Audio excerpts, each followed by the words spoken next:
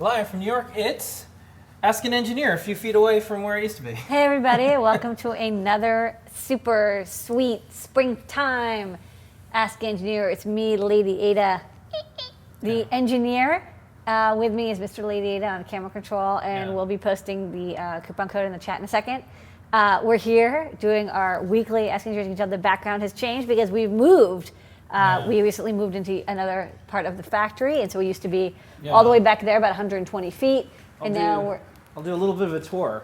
Wait, you're going to do a tour? A very rare tour, like yes. a USB cable distance tour? Yes, I'll do a little bit of a rare tour. So as you can see, we're just moving into this whole other side of Adafruit over here, and lots of storage, and behind Lady Ada is Becky's desk. So, yeah, that's Becky. Yeah, so... I mean, not the shelf. Becky is more than a shelf, but she Yeah. would sit behind the shelf. Yeah, she's very much connected to her desk. So, Yeah, that's so it now over there. we're actually in the shipping receiving area, yeah. rather than in the middle of the shipping area. So it's Yeah. actually... We made a promise. We'll never do a fancy studio no matter what. We'll always be in kind of the heart of the company where the action's at. These are real boxes of resistors and capacitors, not prop boxes. Yeah. No, I don't know. Yeah. Well, no, James Cameron has been rendering these for us. Oh yeah, there's like a we're CG. It's rendering. all CGI. You can tell by the pixels. Okay. Well, we got an exciting show tonight, and hopefully we'll have tech. Actually, those are telescopes. Those are Celestron telescopes, and then right behind there, I don't know if you can kind of see, those are printer bots. Oh, so yeah? some of you who are Oh ordering yeah, things, you can see the See Me CNC. Yeah. I don't know if they can see it. yeah, some of you who order some of the things, that's where they come from right there. Wow. Okay. So exciting. But hopefully without any technical issues, we will continue to just transmit to your home from right here. This will be our home for a bit. We're not probably going to be here for at least a couple of years, right? Mm-hmm. So I think so. get used to the view. Yeah. Okay, so we got an exciting show tonight. Tell them what's on tonight's show. Yeah, on tonight's show, the code is POGO, 10% off in the Adafruit store for everything that's in stock. Gift certificates and EagleCAD do not count. That's all the way up to 11:59 p.m. Eastern Standard Time tonight. We'll talk about show and tell. We had some great folks on. Another full night. If you didn't get on, sorry. We'll maybe give some instructions on what to do when that happens. Adafruit Job Board, best place online to post a job, get a job, Job it. job it up. Pack the mailbag will stop by. We have some news in the world of open source hardware, Raspberry Pi, and Arduino. It's all about a contest that's coming up. Adafruit Learning System, the best place online to learn about electronics, cosplay, wearables, you name it. We have a guide for it probably. Time Travel Tuesday. Look back in the world of makers, hackers, artists, scientists, engineers, and more. Wearables, and talking about some upcoming things. 3D Thursday, we have a cool video from Noah and Pedro. And then we're going to have new products. We're going to answer your questions.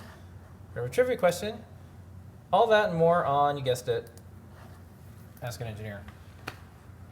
And how many years have we been doing this show? 5 5.5. plus. It'll be 6 years coming up very soon. Wow. Yeah. In fact, it'll be 6 years coming up soon because I have a time travel. It's going to be this September. I have a time travel thing. Wow. I have a time travel thing that we're going to do during this show. So Okay. stuff. Oh, all right. That's okay. The bubbles were speaking. They knew it was us behind the bubbles. Yeah. Yeah, it's exciting. This is nice. We have a new little spot, cozy. Yeah. I like how it's not right next to the sole entrance and exit of Adafruit. So, people, I love people coming in and out of Adafruit. It's awesome. They should leave. They should come in. But it is a little bit, during the show, it's a little bit distracting to be like, hey, goodbye, like, filming. Yeah. All right. All right. Still no cat. We can't bring the cat in here. No, there's Doesn't change the cat situation. Yeah, there's no cat. Okay. Okay, what's the code then? Well, the code is POGO, if you remember. Oh, right. Beginning of the show is POGO. We'll talk about why it's POGO soon. Okay. I forgot about that. Yeah, a couple little things. We still have the $200 or more for UPS Ground in the continental USA. That's reliable, trackable, wonderful shipping, and The doorbell we truck. do that free for orders $200 or more. Don't forget we have like over 1,000 distributors worldwide. And if there's a place that we don't ship to easily, or if there's a method of shipment that we don't support, just go to one of our many distributors, adafruit.com/distributors, or you can always go to a place like DigiKey and ask for a non-catalog item. They'll add it, and they're adding stuff all the time. I think they'll probably have our full. How many items do they carry right now? I think like over 100 or so. Wow. Yeah, it's getting there. Okay. And we do have resellers that put our stuff on Amazon, but we're negotiating with Amazon right now to maybe have more of our stuff on there. The only thing about Amazon is we just kind of have to do it the right way. So we're putting a couple products in there as a test that Adafruit would be delivering to their warehouses, and then they're doing it, but it's not the fulfillment by Amazon. It's actually they just want to stock our stuff. So that's cool. They have enough requests. That's how it works with Google. It's very data-driven. So enough people are looking for Adafruit stuff on Amazon for them to come out and say, why don't we just buy some stuff from you? Mm-hmm. Yeah, I didn't know Amazon bought stuff from you. I thought you just kind of, you buy stuff from them. So. Yeah. Yeah. The money does go the other way sometimes. Yeah.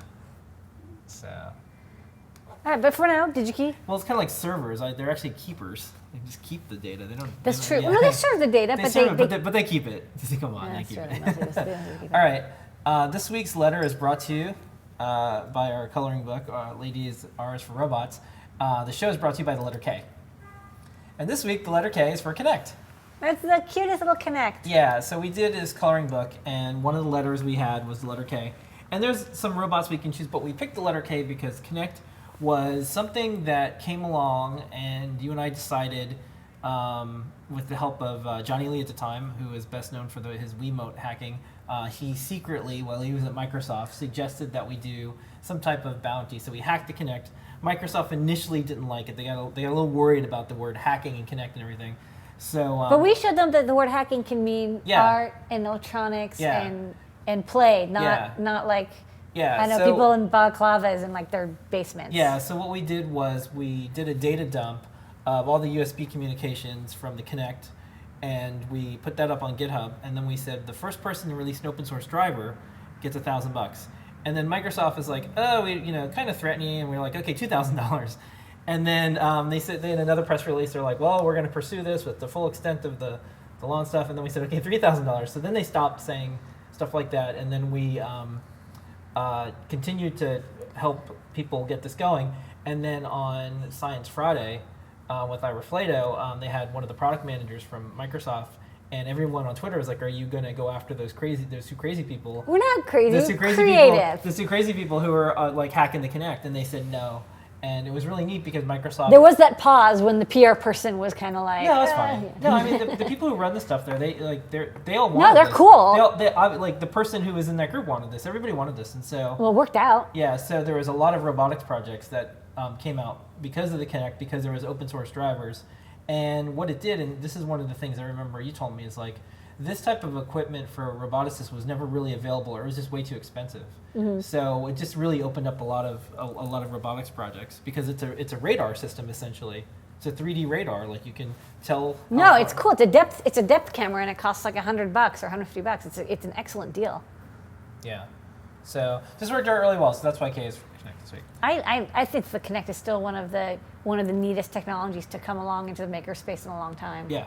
Yeah. I remember when we saw one of the first projects, I think his name was Theo, he did a puppet where you just use your hand, but the Kinect saw your hand, and then it would do a projection of a puppet based on that. So cool. No, that was neat, because then it would have digital puppets, but you could control them with your hand. Yeah, you could make digital puppets. That was really neat. That is just like every SIGGRAPH or TI project.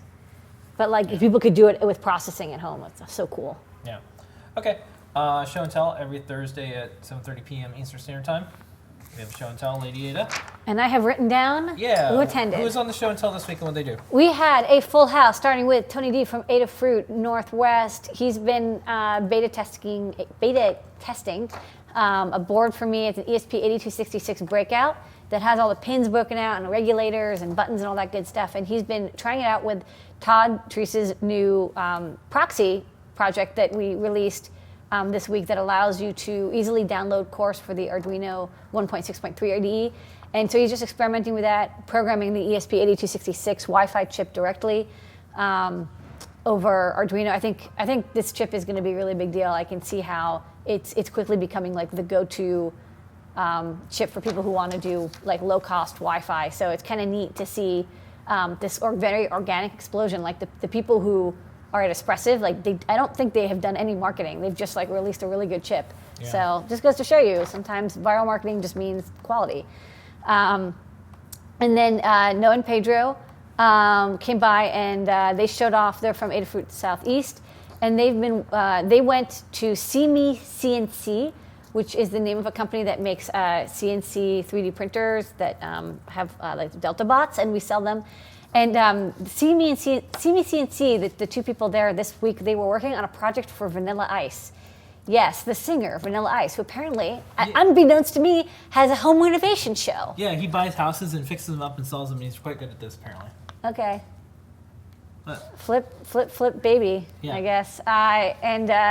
He's bought a large 3D printer from them to make custom pieces for these houses. The future is weird, and it's getting evenly distributed. Bob C came in. He wanted to show up last week, but this week actually made it into the show and tell, and he made a makerspace board for his makerspace that lets people taking classes at the makerspace learn Arduino, learn microcontroller programming, learn LEDs,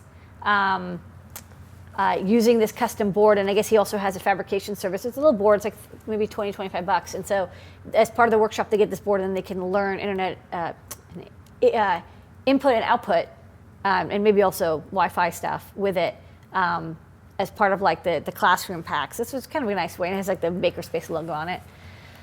Frey came in, and he showed up last week, but this week he had audio. He made it looks like one of those kind of comic TNT bombs, like from Roadrunner cartoons, where like the sticks of TNT and like the wires sticking out everywhere. And it's actually it's a prank gift for his friend's birthday, where there's a little LED displays, and it says like, "I'm about to go off. You have 60 seconds to defuse me," and then he has to plug the wires into the right location, and then it spells out "good job," or "boom," depending on whether you did it in time. A very cute gift. Adam H came by. He's in school and is doing a capstone project for this year, and his capstone project for the year is to build a Raspberry Pi gaming system. So hopefully he'll come back and show us the updates as he gets towards the end of the year. He's been working on learning Raspberry Pi and learning how to install emulators. It's an awesome project. BCG had a IBM AT, the name of the computer was an IBM AT, color display, which was a CGA display with 16 colors, a full 16 people. Like, it's a lot of colors. And he's driving it directly with a Teensy, because it's just digital logic, I guess. I'm not sure talk about the interface. But he had to display like a GIF, and he had to display like characters and the original CGA font. So that looked totally cool. Thank you, BCG. I hope you post a video, because I want to share it with others, because I love CGA displays. Victor showed off his bike speaker system in the past, but unfortunately got hit by a car. Which he's gotten hit by 8 cars, he said, and he said he's indestructible. I don't want to judge, but maybe something's up. But if you get hit by 8 cars and nothing happens, then it's okay. I know, but like, what's going on? That like, maybe it's in a high traffic area. I don't know. Okay, be careful. Yeah, but nothing's happened though. I know, but you only have to get hit by one car badly once. Is, after you get hit by 8 cars, you probably don't care. It's just like, oh, it's no big deal. Okay. And then that's when it hits. Well, you. Victor got hit by 8 cars and is okay, but Rotkiv, his alternate ego, got hit by 1 car and didn't even make it to the show and tell. So it's like it's like survival. This is the obvious definition of survivor bias. No, on the alternative verse, there's not enough victors. Okay. Yeah, I'm saying like if he had not survived this hit, he wouldn't be on the show and tell to tell us about it. So be careful, because I'd like you to show up to many more show and tells. And he has, but now he has a. But in this Victor universe, he can totally get hit by cars. In this Earth, he's okay. Okay. And he's got a 100-watt speaker system attached to his bicycle, so I don't know, maybe they'll hear him coming. Okay. And then C. Scott has some bottom mount rotary encoders he picked up from Alpha. He's been working on a synthesizer. He played some Vangelis tunes. Classic C. Scott. Okay. All right. All right, don't get hit by cars, people. Don't get hit by cars. Don't get hit by cars. If you want to be on the show and tell, all you have to do, it usually works out, is post a comment on the thread on Google+. And sometimes, though, when the room is full, Google doesn't send out all the invites. Sometimes the invites, they pop up in the notification. You can't see them. But if you add a comment, we do add you to the show and tell. We have over 500 and something people. One thing I didn't think about, like almost 3 years ago, is what happens when the show and tell circle gets too big. So There's like 800 people in it. Yeah, well, no, there's 517, but at some point Google seems to limit how the invites go out. So we might have to figure out something special in the future where we set it up ahead of time. It's just like a time thing, so we'll figure it out. Okay. But usually folks get a chance. No, this is not what it was intended. I mean, it wasn't really intended for this kind of usage. When Google was out here, they said we had the most used Hangouts. Yeah. Like we use the Hangouts the most out of anyone who has a regularly scheduled. And usually it's like you only invite like 10 people because it's like your meeting, but we invite like 520. Yeah, and Google like the Hangout is just like, what are you doing? Why are you inviting 520? Like you can't have 520 people. Yeah, what they've added features and things for us specifically that we asked for, so it's cool. So okay. I don't know, we'll figure it out. But you can join in and post up. We'll try to invite you. Yeah. So every week on Wednesday, except for when we don't have the show, which next week we might not. We might have this thing. Warning: we may not be here next week. Yeah, we'll let you guys know in advance. But 8 p.m.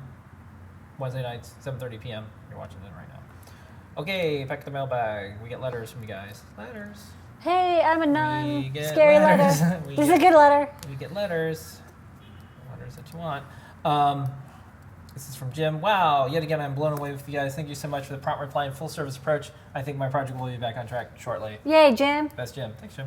You know what I like about our support team the most? What do you like Can I about tell you? them? Because they're awesome people, by the way, like? everybody in support. Yeah. So it's really easy to do support if you never ship anything that breaks, or if you never have to actually send things through the postal system that also breaks stuff, or if things are never late or never get damaged or never get run over by a car or whatever. Like that's great, but it's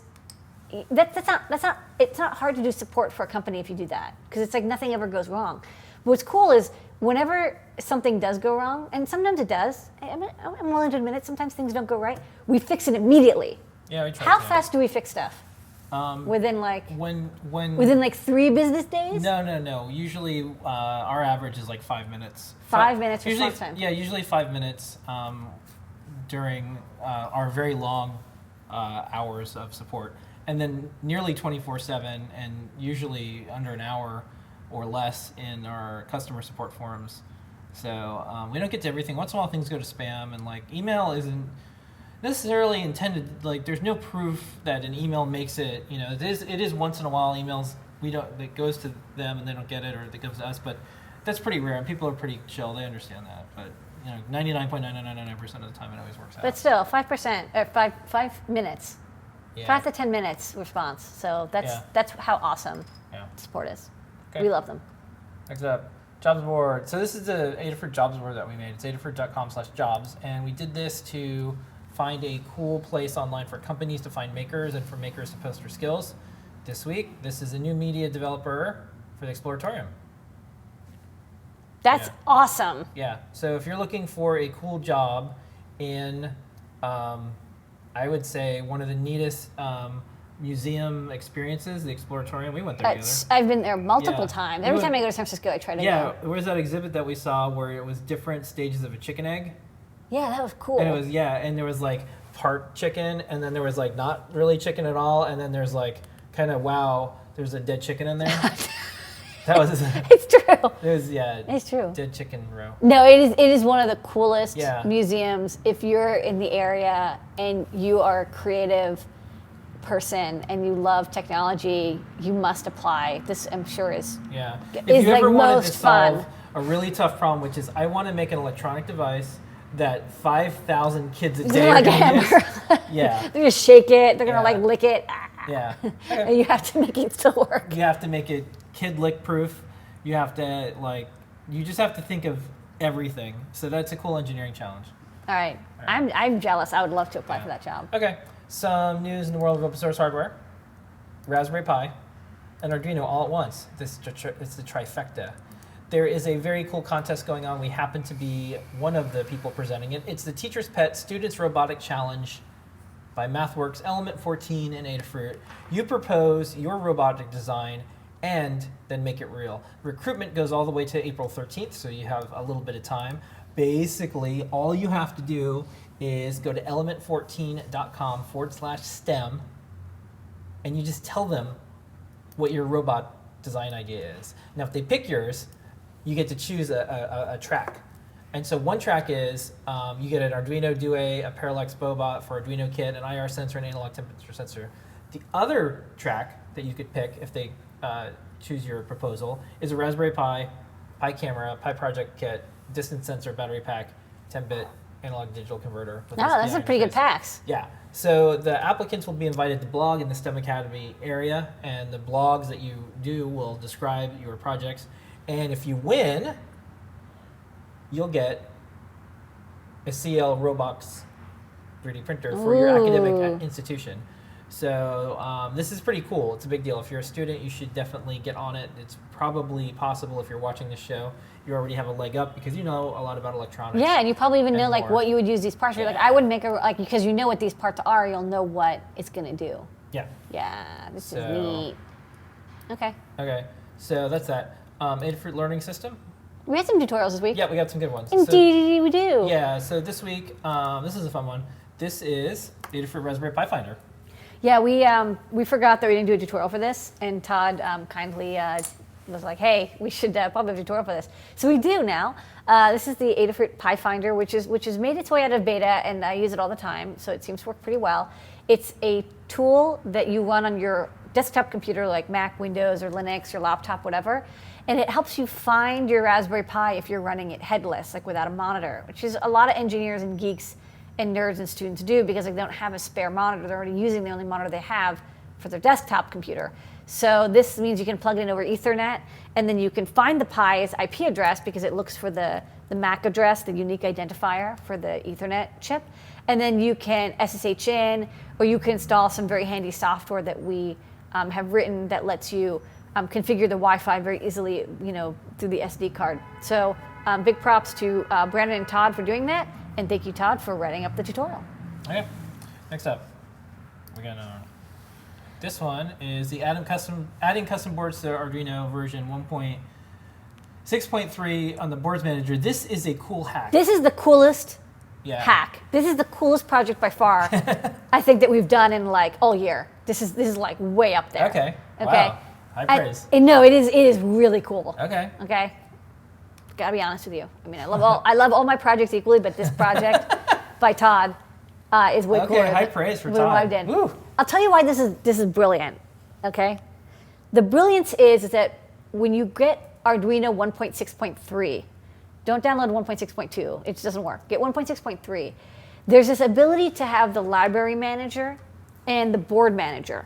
And it used to be that if you wanted to install libraries, you'd have to like download a zip, and you have to unzip it, and you have to find the libraries folder, and sometimes it didn't exist. Now it is automatically made for you, and you'd have to drag into the folder, and you have to make sure there's no dashes, and like it's just like, it's a bit of a thesaurus, as they say. And the library manager is this new thing in the Arduino IDE, where Arduino, the LLC, they manage the list of the libraries, and so we've actually done that. We've added all of our libraries, Arduino libraries, into their list, and so you can download them through the library manager. Okay, awesome and cool. And also you can easily download and install libraries as well. However, there's this other thing, the board manager. Okay, so in library manager, everyone understands because everyone's installed libraries. The board manager allows you to install new cores into the IDE that use the same IDE and the same libraries in your sketches. So like, for example, if you've ever used like Teensy-Duino, that's a new core. Or if you've used like the Flora or a Trinket or Gemma, that's another core add-on to add support for those chips or that programming style. So also, this used to be kind of a total pain in the ass to install. You'd have to unzip things, you have to put in the right folder, you'd have to edit a file, and you have to put like another thing, and then you have to replace another thing, and then you have to like edit, whatever. It's very complicated and frustrating. And so we would always have ready to go zips, which we still do. But like, let's say 1.64 comes out, and you want to upgrade. So I'm getting to the story. I'm getting to it. Just I know you're walking away. You're just like the story's boring. I'm getting to the brilliance of this. So normally you'd have to go through Arduino LLC's board manager list, but they have their own list, and they're also like they've only just started maintaining it, so it's empty right now. Like all they have is their cores because they're just like, we're not taking any other things until we get this bug fixed and everything. So what Todd noticed was that you could put in a proxy for like internet access to get out to, which is a normal thing for like whenever you have to get out to the web, sometimes you have to go through a proxy, especially if you have like a VPN or something weird. So he's like, well, wait a minute, if we're gonna do a proxy, we can set the proxy to Adafruit.com, and then Adafruit runs its own little server that serves up the board file.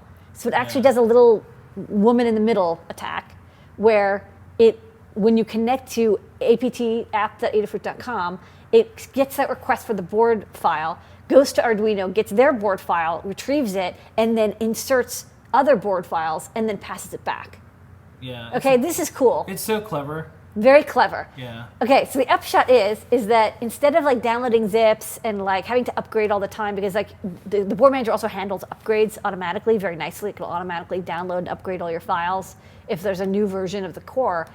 If you open up the preferences on your Arduino 1.6.3 IDE and you put in app.adafruit.com for the proxy and then like the port number, and then you run the board manager, you will automatically get all these other cool cores that we have added and for fun. So if one is the Flora Pro Trinket and soon to be Gemma and Trinket, and any other future boards that we design that may be possible to use with Arduino IDE. And also we tossed in our core, which is a core that allows you to use USB MIDI with the Leonardo, which is very much desired by musicians, and also the ESP8266 chip core. So you can automatically program that chip from the Arduino IDE. Yeah. Yeah, this is handy. There's a long story, but it was worth it. Yeah. It's worth it. I'm constantly hopping between different computers, and one of the things that's always a drag is like I have to reset up Arduino every time. Yeah. And like this is a lot easier now. This is just like you download it, and then you just click all the cores you want, install, quit the IDE, restart. Anyways, it's super epic. It hasn't really been picked up by any other blogs. I think it's just kind of arcane, but it is really cool. I sent it to Hackaday. Maybe you guys can send this to Hackaday too, because this is like why I started Hackaday. I don't run it anymore, but this is why I started, because this is a clever hack. This is a cool This is a hack. Yeah. Okay. Anyways, nice hacking. Okay. This one is the Adafruit Arduino IDE setup. So if you want to just set up the IDE and have it work with all of our stuff, this is a general guide that'll help you do all that stuff. So that last thing was totally cool. Yeah. But one, it doesn't work under Linux. Not yet. For the Trinket yet, and also the Trinket and Gemma tutorial. And we're slowly finding all these little bugs. Also, none of it's documented. So so while we are still like kind of noodling, I mean, it does kind of work, but if you just want to get your Flora or Gemma working with Arduino 1.6.3, which I strongly suggest because it's a great IDE, we also have a tutorial that just has downloads and also shows you like how to use it and like driver installation and all that stuff. So it's a little bit more detailed, specifically for the Trinket, Pro Trinket, and Flora. Yeah.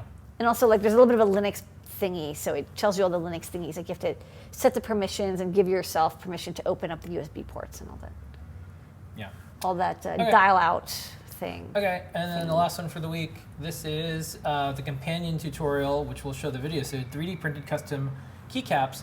This is using the very cool Ember 3D printer from High precision. Yeah, from Autodesk, and you can make your own basically keys for a keyboard. So this is really cool.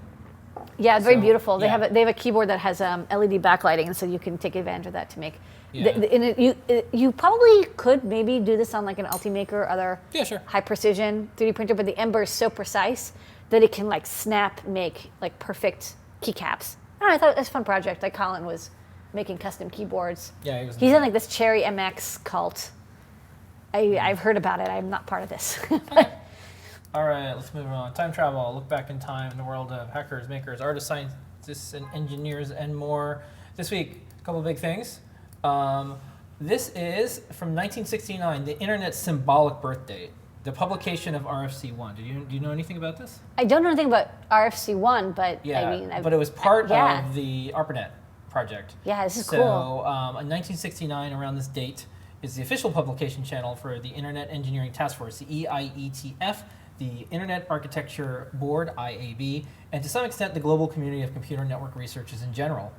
The authors of this were working on this together, and they circulated hard copies because there was no internet at the time. They're like, I bet wouldn't it be great if I could just email some mail, but like electronic mail, like a if I had a gopher perhaps that could just go for these things, or some way from file transfer protocol. Yeah. So anyways, let's get on that, guys. Yeah. So in December 1969, it started distributing the new RFCs and the newly operational ARPANET RFC1 entitled Host Software.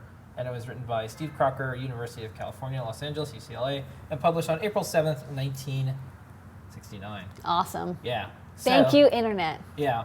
Also, so 6 years ago, I basically kind of retired more out of Make to come help you run Adafruit. I was already doing it, but I really did it. So that's why Ask an Engineer is almost 6 years old, because we started doing Ask an Engineer. That's true. I remember when you came by, when you joined, you had been at Make, and for a very long time you'd been trying to get me to do some sort of like video show, and it called Ask an Engineer, and I was like, what are you talking about? Like, why would somebody want to watch a video about engineering? That makes no sense at all. Yeah, and then I totally blew you off. Then I tricked you. What I did was we had a live video camera, because I did shipping. I did all the shipping, and then we had a live video camera, and when people could watch us ship, you were doing the kitting, I was doing the shipping, and then that kind of turned into Ask an Engineer. This is like Kit Twitch. Yeah. Before Twitch. Yeah, so that was 6 years ago. Right. We were in an apartment, and we had just like 3 employees, and now we're here We with had a like cat. 80. Yeah. We'd hold the cat up. Yeah. Good times. I'm a lot older now. I got a lot of miles. I'm a lot older too. Whatever. Hey, we're in it together. Yeah. So wearables this week. We don't have a video, but I did want to mention. So next week, or actually this week, or coming up soon, everyone's going to be going nuts over the Apple Watch. So just get ready. Like, the news is going to be a mess. I think April 10th they go on sale and everything. Okay. I'm really interested in everybody wearing something with all these sensors, and I'll tell you why. I'm interested in the Apple Watch, not because of any reason that I hope this is some dystopian future thing. No, but what it did, what technology does is every single time there's a kind of low-cost-ish thing that lots of people can use, all the makers and artists and hackers start to think about things a little different. So do you remember when those Nokia phones came out and there was serial out and you can do stuff with the GPS? Yeah, that was cool. Yeah. I did a project. Yeah. So those were just regular cell phones that people could start doing stuff with, and then it just like all there was like a million projects. Yeah, there was like you could plug it. I don't know why they let you have a UART connection to Yeah. the phone. That's Yeah. totally alien now. Yeah, and then as soon as people can start developing apps for the iPhone, look at all the types of things that we do now. So, Yeah, we have an app account. Maybe we should make something that works. Yeah, we with can. the- So, a watch that has a whole bunch of sensors just starts making you think about other stuff. So I think what we're going to see is, yes, like the idea of a smartwatch has been out there for a while, but what you might actually do with it, and then you have access to all this sensor and tech from like companies like We should make Adafruit. sure the Bluefruit app, because if there's Bluetooth inside of it, it I wonder if it can pair to the Bluetooth friend, we'll try it. the iPhone can. So for those of you out there who get an Apple Watch and like do hacking and stuff, let us know if you find anything cool, because every time there's a new device, it's neat to kind of break the rules a little bit. Like one of the most fun I had is when the iPhones came out. You could jailbreak it and you can do a bunch of stuff with it. That was a lot of fun. Now it's like a little bit harder, but I think we'll see some weird stuff with these. Yeah, let's pick up an Apple Watch. Yeah. We'll do something fun with it. Yeah. All right. And don't forget, every Wednesday, Wearable Electronics and Becky's Turn will probably be talking about the Apple Watch next week. That's 2 p.m. Eastern Standard Time on Wednesdays. All right. 3D projects this week. Noah and Pedro have that video that I was talking about, the printable keyboards. Okay. So let's go to the video. Coming up, we're making custom keycaps.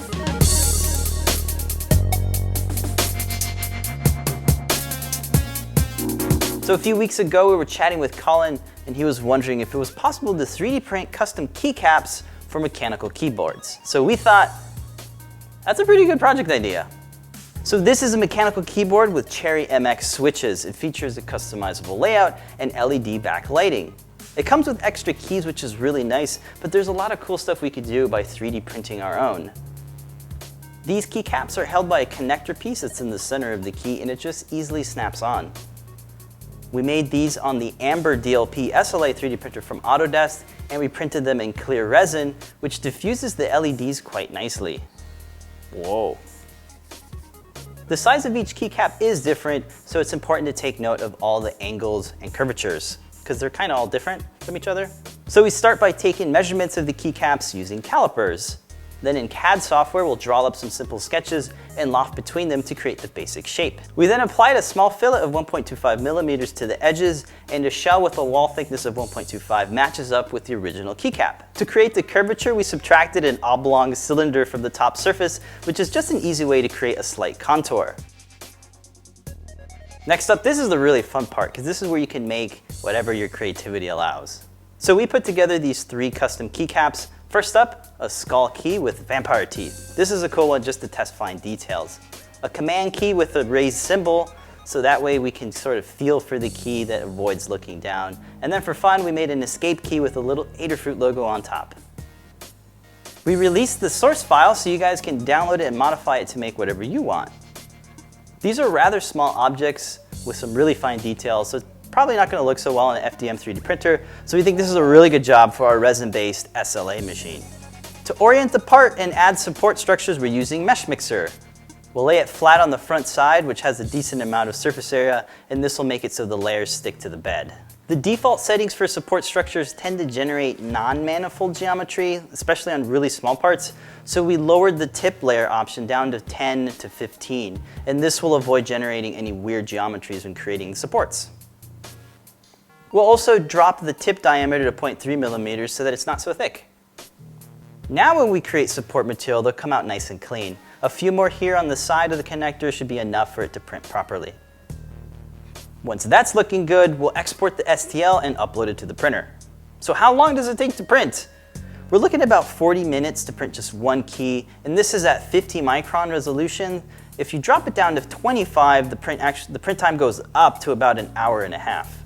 And there really isn't much difference between the two, and you end up getting similar details. Now to remove the print from the bed, we're going to use a flat spatula, and this will just help release the part from the build plate. This one just kind of popped off nicely. To remove the support material, we'll use our Haku Flush snips, and this will help break apart the structures. Tweezers will also help remove the little tiny bits, and then we'll start from the front and sort of work our way towards the back. To cure the part, we'll pour on some alcohol over the keycap, and this will help harden the material, making sure that we get the insides as well. Then we'll pat it down with a paper towel, and we'll let it dry for about 10 minutes so that it fully cures. How about tolerance testing? Testing for tolerance is always sort of a back and forth process of adjusting thickness to get that snap fit. So it did take a few revisions before getting a solid keycap. But there you have it, custom 3D printed keycaps. We think this would be a pretty interesting accessibility project. Embossed keycaps would work really well for a Braille keyboard, am I right? You can also let us know what you'd like us to build next. And if you're interested in more CAD and slicer stuff, you can tune into our 3D printing show every Thursday. And if you haven't already, you can subscribe for more weekly videos from Adafruit. Guys, I'll see you guys in the next one. Bye, everybody. Okie dokie. So tomorrow at 3 p.m. Eastern Standard Time, don't forget to check out 3D Hangouts. Knowing Pedro. The longest running best 3D Thursday, 3 p.m., 3D Hangouts. Be there or be extruded. Okay. All right, before we get on new products, the code is POGO. Don't forget, 10% off in the Adafruit store all the way up to 11:59 p.m. Eastern Standard Time tonight on everything except for gift certificates and EagleCAD software. Yeah. We got the deal going on here for UPS Ground, $200 or more. Okay, so Lady Ada, we're doing new products. Yes, we're going to do new products. Okay, I'm going to start with filament. Wait. Okay, first up. Is this in here? Okay, What? okay. Yeah, I Sorry. get it. Sorry, I was confusing the filament with the device. Everything's okay. Everything's okay. Sorry. Yeah, I'm back. so we got some Hello. filaments. Here are some pictures. Beautiful translucent filaments. Got a couple different colors. These are from Ultimaker, and Ultimaker makes like really beautiful and high quality PLA filaments. Whoa. Uh-oh. They're coming for us. New York. We shouldn't have hacked the Kinect after all. Oh my God, something's going on outside. All right. Well, we're just... All right. They're gone. Okay, we have some exciting, great new filaments today. Yes, these are from Ultimaker. They're 1.75 millimeter extruders. So check, some extruders use 3 millimeters, some use 1.75. These are beautiful and translucent, so you can see this like kind of candy, glowish red, this kind of royal purple, very beautiful, slightly translucent, and then this kind of, it's yellowish, but when you print it, it becomes like a clear translucent. So these are some desired filaments people have been asking for, and we carry them now. These are the least cloggy, smoothest extrudy filaments. Yeah. We did a gigantic filament Yeah. extrude test, taste test. Yeah, we and can we tell like you these the most. for sure these are the best. So you can. I always tell people you try different filaments because once you pick the one, and you realize that you're gonna lose 8 to 12 hours. Yeah, like nothing's worse than losing a print Yeah. because of a clog or like a jam they're or something. They're at a good price, and they're also kind of the best. They're the best. So I carry more of them. Okay. If you have a request for a certain color or thickness, like you have it in 1.75 or 1.3, just email support or like put a comment in the website. And we'll try to carry it. We're trying to stock all the ones. Okay, next up.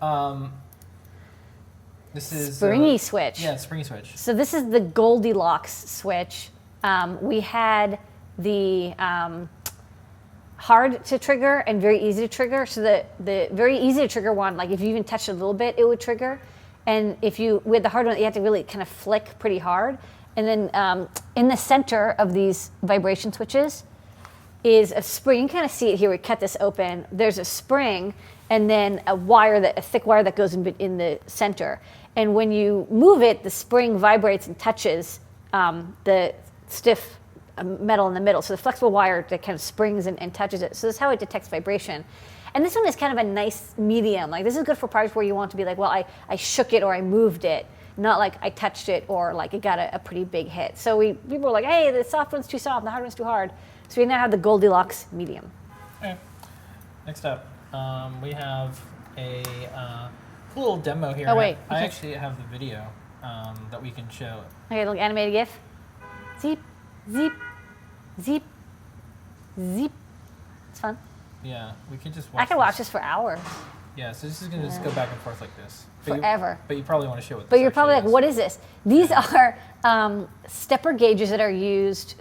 These are stepper motors that are used in car and motorcycle gauges. So it used to be that, when you like drove a car, or you put your foot on the brake, or the gauge showed the level of gas or temperature, it was actually an analog gauge. Like it was actually, there was like a piece of metal that would change shape with temperature and it would change the gauge. Well, no longer, every car or motorcycle now is completely, computer controlled. There's a computer that actually reads all the measurements and then adjusts the gauge. And so rather than having an analog gauge then, they have actually a stepper motor. And so you can, if you have a car, you're probably familiar with this orange stick that's used as the gauge indicator. And there's actually a stepper motor driver that will drive this back and forth. And it will, usually have a piece of paper that says miles per hour or temperature or gas level. And it will be able to move it back and forth. I just have it swinging back and forth, for the demo. But of course you can set it to any position you like.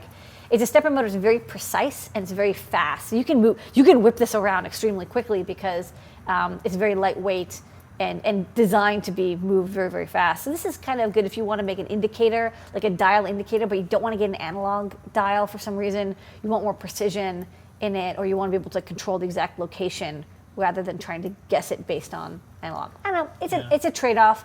I can see why you'd want to do either one. Maybe you don't have an analog output for some reason or a PWM output. Instead, you want to use a stepper motor control. So I'm just driving it with one of our stepper motor drivers, but any stepper motor driver will work just fine. Just acts like a stepper. It's just like 600 steps. Okay. And then we have a bunch of pogo pins. That's why the code is pogo. Pogo party. So do you want to just have me do this, where I just show one of each? Let's go to the demo, and I'll explain what they are. You want to go to the demo? Yeah. So a pogo pin, as you see here, there's a couple rows of them, are little springy clips that have, you solder them in or you mechanically connect them to your board, and then they're springy, so when you press down on the tip, they move up and down, but they still maintain electrical connectivity. So they're really good for designing testers. That's kind of what they're mostly used for, although sometimes they see them in other situations.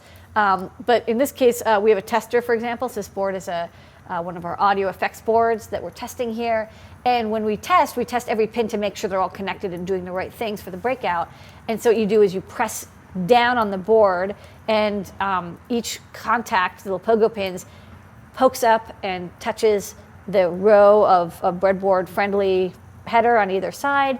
The Arduino, it's connected to, actually does the testing where it just checks, does this pin do, is it played audio when it's supposed to, and all that good stuff. And then you're done. So this is way better than like plugging in something or soldering or mechanical or trying to hold it on. Pogo pins are designed for this. They're really good for it. We use them in all of our testers as well as some other projects. So, and like get 10 of them, and like these I think are really nice because they'll fit into perf board. They're the same width as most perf board holes. So if you have a board that already has holes for header, you can probably slip these in and just sort of use them instead of header pins. So we had a spear point, which is what you see here. It's very like a pointy point, and now we have another 3 types. This is a cup head, so you can see the head, the springy part has a cup in it, and it's concave so that if it's trying to connect to a soldered pin, or like if you have a connector that's already attached or something that's pointy, you can't use the spear point because it'll slip off. This cup point will kind of hold the point in connectivity while doing the test. So that's this cup point. Okay. We also have a crown point. I don't know actually the name of this. It's kind of like a meat tenderizer looking type thing. And the tip, instead of being cupped or pointy, has kind of these like teeth. And it's really good if you have to get if you're trying to pass a lot of current, or you have to get a really good grip on the test point, and you have a really big test point. I think this is what that would be very good for. Okay. And then another type. finally, we have a spear point.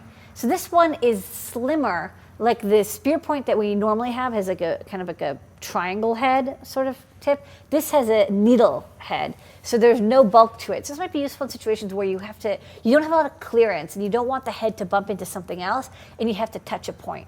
So I think that this one, it might not be as good for when you have a hole where the spear point would be very good, but this would be good for if you have a circuit board with a fiducial or test point dot that you wanted to kind of get into and touch the point of it without having it bump into anything else in the area. So I think these are a good range. Okay.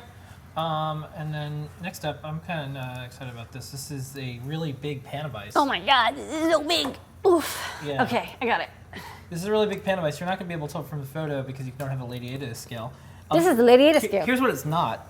In New York City, this isn't the thing they bolt to your a hubcap, your wheel, so you can't drive away because you didn't pay your paying tickets. Actually, it's not that. It's not that. This is for holding boards. Yeah. And so we have Why is this such a big thing? Like, it's a good question, but anyone who's ever used a Panavice Junior is like, oh my God, I know exactly why. So if you have a Panavice Junior, which is our popular board holder, first off, there might be 2 things that you're like kind of annoyed by. One, they tip over, right? Because they have a small base, and you can bolt it down to a piece of wood, but like, it's still like you have to kind of do a little bit of work. This is like insanely heavy and durable. It's got this cast metal base with little holders, so you can put your parts in here to keep them. So like, you'd put a couple capacitors and LEDs and resistors to keep them handy while you're working on your project, or maybe some tips or wick or whatever. Second, it still has the ball head, so it's very adjustable. And then another thing that's annoying about the Panavice Junior is that you have to like twist that little knob all the time. So this has a very nice quick move. And also it has these nice rubbery grips. So it really grips your board very, very well.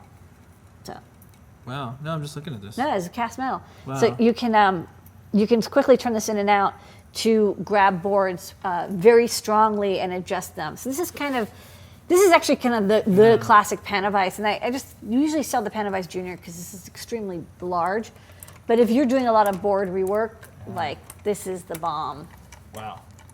This is great. It's very enjoyable to play with. Yeah, you can and then move it around. Yeah, this twists around. Yeah. So it's very flexible. This twists this way, and then this twists this way. Yeah, I want my hip to be made out of this one day. This is basically a replaceable hip, but it's for a board holder. This is the Panavice board. I don't know what the name of it is. The Panavice. Okay.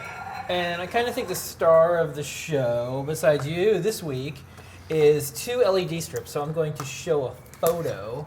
Is this the animated GIF or just the? Well, no. I have a video of each one too, though. Oh, okay. Do it. For those Wirecast geeks at home, the latest version of Wirecast just came out, and apparently animated GIFs are going to work. So right now these are videos, but maybe next week animated GIFs will be back. We asked a very specific request for them. Okay, so I'm sorry. I didn't mean to bring up a traumatic experience that you had. Well, I only know a few people who use Wirecast. We're on 602. 603 is out, and I have to wait because I have to make sure all the shows work. So anyways. That is what it looks Okay. like when we film them, and this is what it looks like now. So these are new strips. You can look at the foot. Of course, this is incredibly bright. These are dot star LEDs, so they're very similar to NeoPixel, but they use 2 wires, which means they don't require the high precision timing. So they work with like any processor very easily. It's just like SPI. So these are very portable in the sense that it works on any platform very easily. All you need is 2 IOs to control them. Yeah. And normally we have them in full color. So we have the RGB dot stars. But then we kind of got a hold of these white ones. And it is a little bit weird because you're like, well, why would you want white? Because like if you have RGB, you can make white with RGB just by having the RG and B LEDs on. However, it never quite looks that good, I've noticed. Like you always kind of see a little bit of the bluish tint, or like it isn't like a really clear white. So these are true white LEDs. They are like, you know, well, they're actually purple with yellow phosphor, but they're the same white that you would see in like LED light bulbs or any other LED lighting that's white. So they have a very, very beautiful effect. And it's still 3 LEDs, and you can control, you know, digitally. I just have it doing this sort of pulsy effect. You can control every LED digitally. This is the high density strip. We'll have the other strips as well. And we have it in this flavor, which is, I can't even tell. I think this is the cool white. This is cool white. And then, hold on. The other one is warm. Yeah, hold on. I gotta swap the wire. So I turned down. Give me a second. I turned down the studio lights. By studio, I mean our lights that we have in our warehouse here, and I think it gave you a better idea of what the colors look like. And then this one's the warm one. You can tell the difference. Yeah, this is definitely. Once you see the difference, it's warmer. So this is the warm white, which is about 2,500 Kelvin, and the other one is like 6,000 Kelvin. So this one is a much warmer, much more incandescent like light, and it is a very like. I'm very picky about my white LEDs. These are very, very beautiful, and the effect is like you have digitally controllable white. And so if you're doing certain kinds of lighting or projects where you don't need color and you actually just want white light, I would strongly recommend getting these. They look freaking awesome because they're just extremely bright and digitally controllable, and they don't have the weird ghosting cast effect that RGB LEDs have when you try to make them white.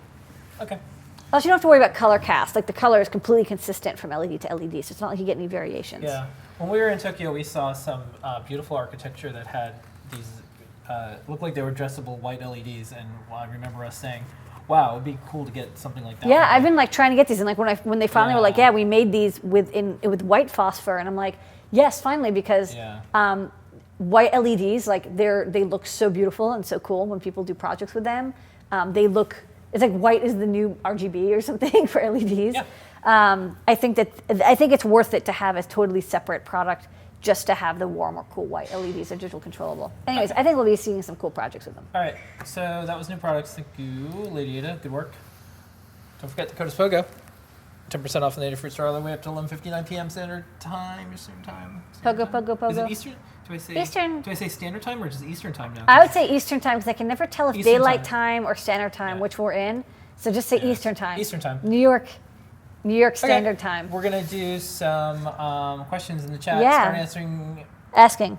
Well, you're gonna start answering. I'm gonna start answering. You They're are gonna start asking. Yeah. How many? I already have a couple lined up. How many of those strips, those LED strips, can you chain together? You can chain as many as you like, infinitely, to the ends of the earth. If you have enough memory to address them, because you'll need to have 3 bytes of memory to address them on your microcontroller, you'll need 2 GPIO pins, and you'll need to power them. So every strip, the power lines are come out. You have to inject 5 volts into them to keep powering them down. Okay, so you can. I mean, there's no number. Like you could keep. No, it's forever. You could go forever as long as you have power. If you had infinite memory and infinite space, you could have infinite LEDs. Okay. What's the TTF? I don't know what this. Time to failure? Oh yeah, time to failure. So I was like, they're just LEDs. So it's the same as most, for like 100,000 hours. I mean, I've only had these for like 4 hours, and they've been running fine for 4 hours. So the TTF is more than 4 hours. Beyond that, I mean, like I wouldn't put these into something that had to last for 10 years just because they're new LEDs, but they're just like LEDs. Yeah. This question is, how easy would it get to get Lady A to sign a copy of Art of Electronics? Pretty hard. 1, we don't have any. 2, we got a bunch of requests, and we don't know how to do it fairly or okay, so I don't know the answer to that one yet. We sold out of them instantly. I hope at some point... I didn't write the book, by the She way. didn't write the book. She just did a quote I on just the did a back. quote. Yeah, she Really, just did a quote on the back. So I don't know the answer to that one yet. But here's the next one. Any word on a Metro Adafruit sim? Well, here's what I could tell you. The sim company that we are hopefully working with sent us some. They worked out great. We're trying to get more, and I'm trying to confirm when we can do that. And then hopefully everything will be cool. But I'm trying. Next up. The Metro as far as...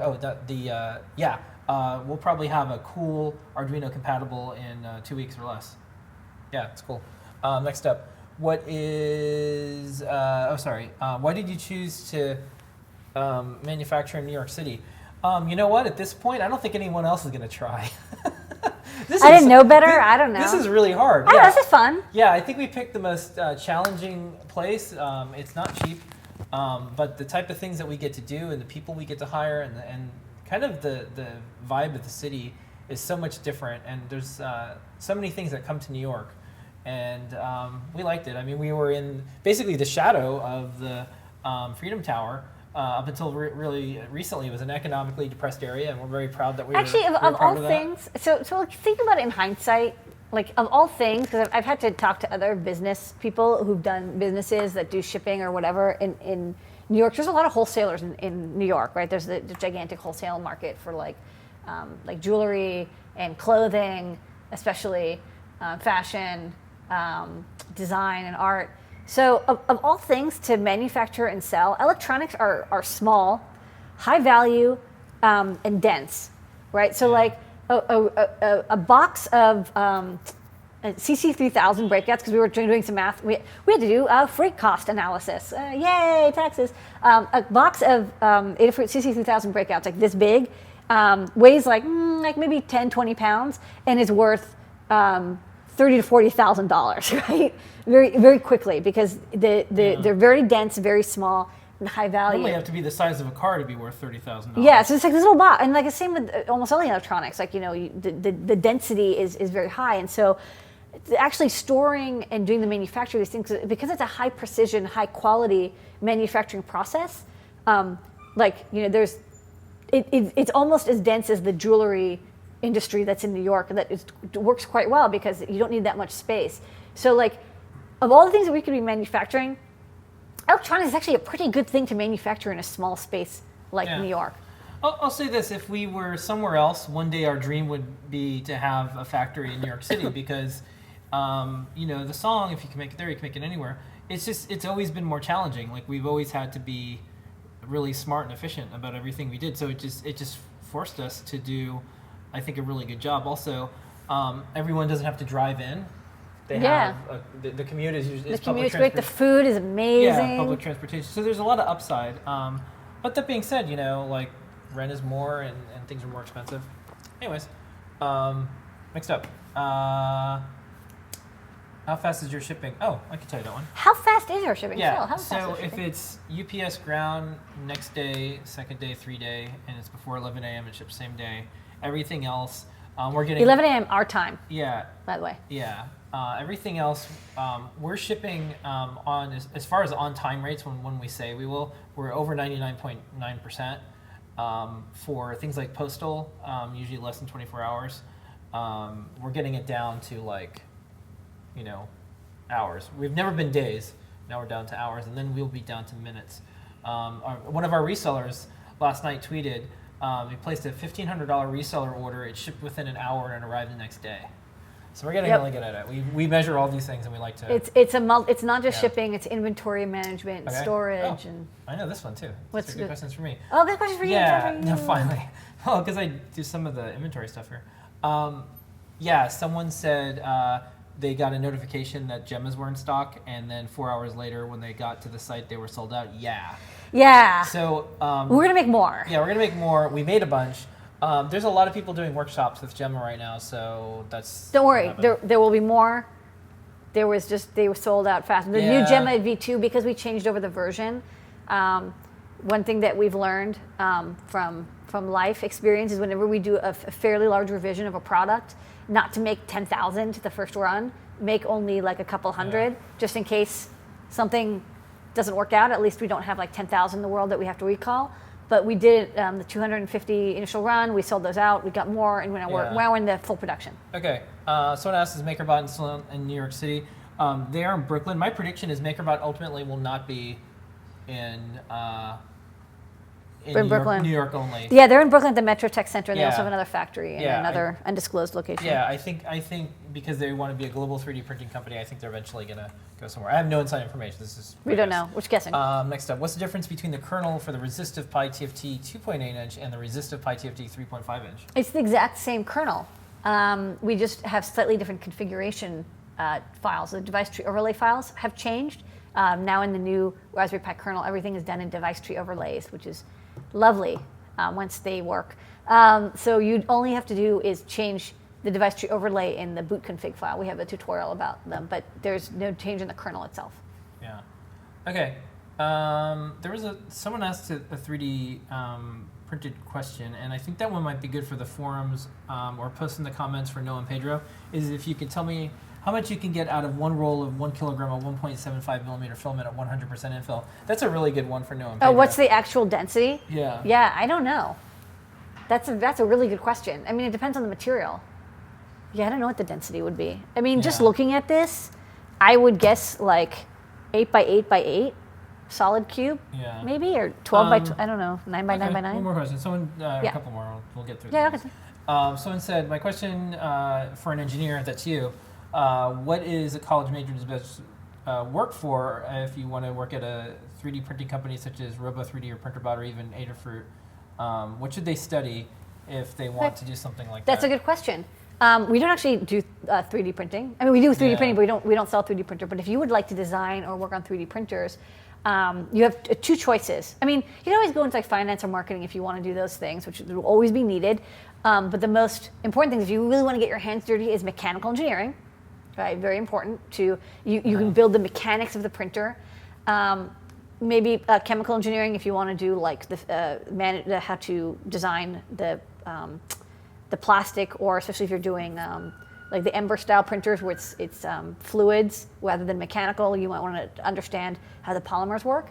Electrical engineering, which is controlling like the motors and the driving and like the thing going up and down, and then computer science. So that's the software that would be used to control the printer. So mechanical engineering for the physical thing, chemical engineering for the stuff that goes into the thing, electrical engineering for how to move the thing, and software engineering for how to get the computer to do the thing. I'll mention this. And many people are required. Yeah.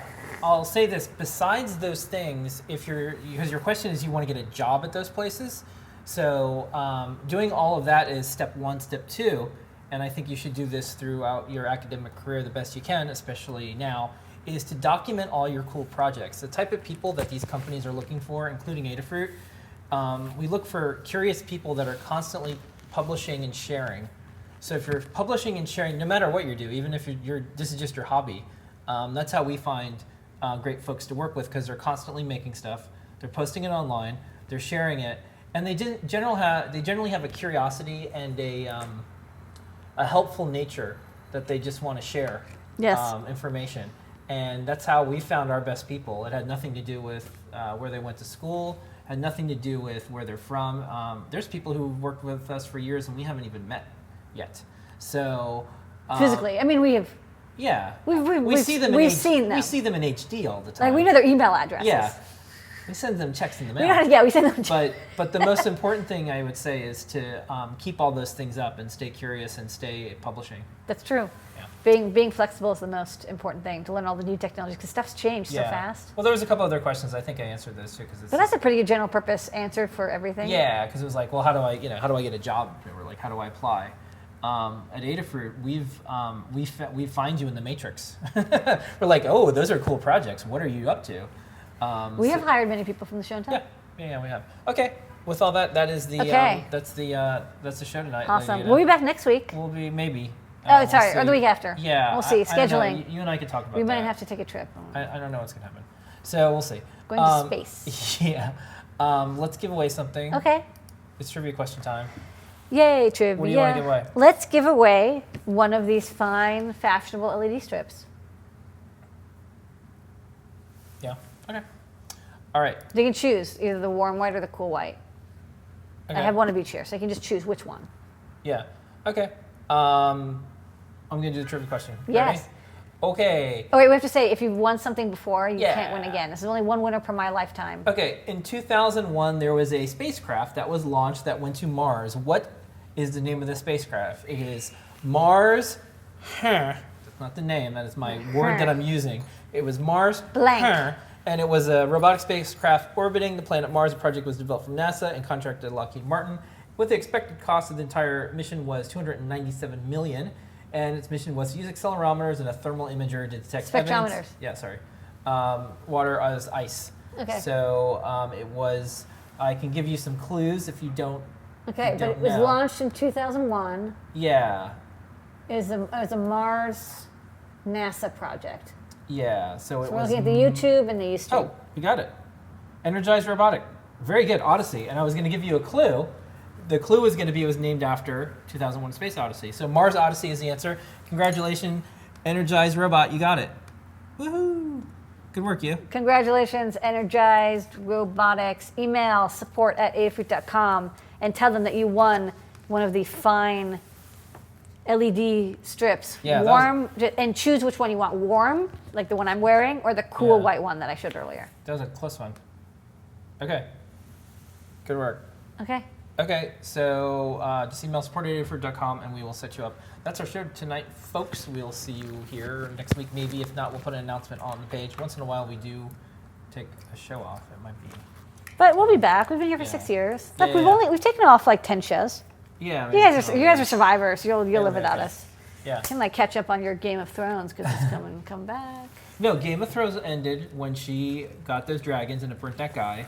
And she said Dracarys, and she took her army. That's the end of the show. That is, for many people, that is in a sense That the was end of the show. the lady got her army and she burnt down everything. That was the end of the show. That's like the dream you have every night. Yeah, you say you tell me to burn down. Dracarys! Yeah, and I You're Drogon, the black dragon. And I burn down all the things for you, and Okay. then I just and I go Scott, and then you're just like unsullied, like Kill the bastards. kill anyone with a whip. All right, we're getting a little excited here. Let's leave these people. Yeah. Okay. All right. We'll see everybody next week. to Here's their a lives. picture of a cat, and here is your moment of Zener.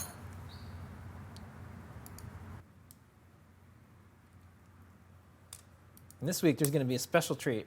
I'm going to do this video as we end the show.